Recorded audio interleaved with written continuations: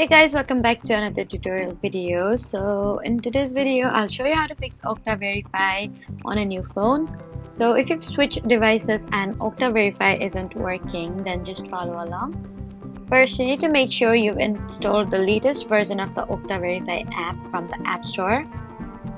Next, sign into your organization's Okta portal using a web browser. Then go to your account security settings and choose to set up or re-enroll Okta Verify.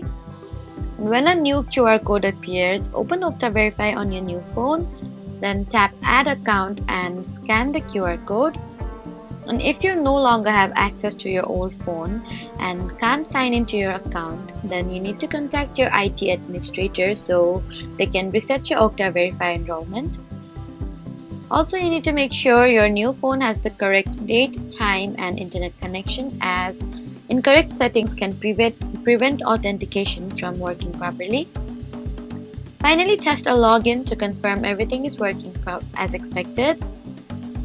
So that was how to fix Okta Verify on a new phone.